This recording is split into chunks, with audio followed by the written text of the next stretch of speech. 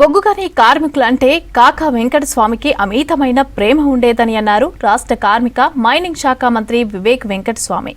కేంద్ర మంత్రిగా కాకా వెంకటస్వామి ఉన్న హయాంలో సింగరేణి మూతపడకుండా కాపాడారని తెలిపారు. బీఆర్ఎస్ 10 ఏళ్ల పాలనలో సింగరేణి సంస్థ అభివృద్ధికి పాటుపడలేదని ఆరోపించారు. కొత్త గనులు, కొత్త ఉద్యోగాలు తీసుకువచ్చేందుకు కృషి చేస్తున్నారని అన్నారు మంత్రి. కేంద్ర ప్రభుత్వం చేపట్టే సింగరేణి టెండర్లలో సింగరేణి సంస్థనే నేరుగా పాల్గొనేటట్లు చర్యలు చేపడతామని హామీ ఇచ్చారు.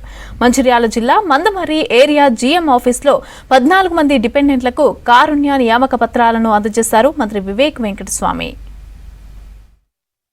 ఎవరైతే ఉద్యోగస్తులు జాయిన్ అవుతున్నారో కొత్తగా వాళ్ళందరూ కూడా ఒక్క విషయం గమనించాలి.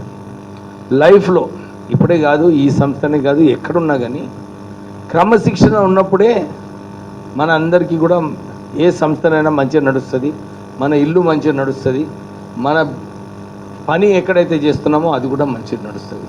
So discipline is very important. మనము ఎక్కువ పని చేసినప్పుడే సంస్థకు ఉత్పత్తి ఉంటుంది, సంస్థ ప్రాఫిట్స్ ఉంటాయి. ఆ ప్రాఫిట్స్ వల్లనే మనకు బోనస్ వస్తుంది. సో మనకు ఈ సర్కిల్ ఏదైతే ఉందో దాంట్లో అన్ని చోట్ల కూడా ఒకటే ఒక మెసేజ్ అన్నమాట మనందరికీ.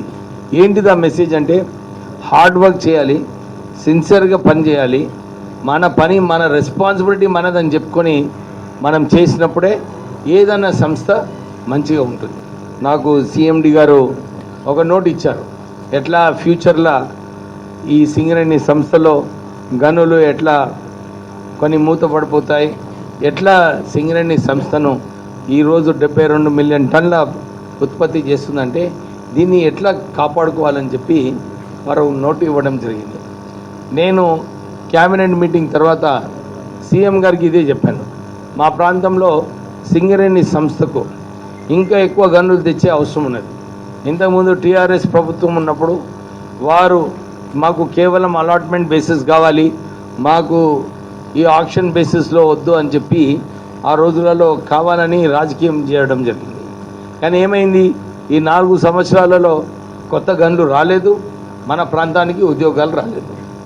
కానీ సింగరేణి సంస్థ ఏదైతే కేంద్రం ఈ పాలసీ పెట్టిందో ఆక్షన్లో చేసినప్పుడే మేము కొత్త గనులు ఇస్తామని చెప్పి ఏదైతే కేంద్రం చెప్పిందో దాని ప్రకారంగా మనకు ఒరిస్సాలో 25 మిలియన్ టన్నుల బొగ్గు సంస్థ మనకు రావడం జరిగింది సింగరేణి సంస్థకు. ఇప్పుడు 25 మిలియన్ టన్నులు అంటే నియర్లీ 40% మన ఈరోజు ఉన్న సింగరేణి సంస్థ ప్రొడక్షన్ కెపాసిటీకి 40% అక్కడ ఆ సంస్థ మనకు రావడం జరిగింది. అంటే ఉద్యోగాలు ఎన్ని వస్తాయి అక్కడనేమో ఉద్యోగాలు వస్తున్నాయి, మనం ఇక్కడ టెండర్ల పోక ఆక్షన్ల పోక మన ప్రాంతానికి మనం ఉద్యోగాలు తీసుకురాకలేకపోతాం. సో నేను ఈ విషయము ముఖ్యమంత్రి గారికి స్పష్టంగా చెప్పడం జరిగింది.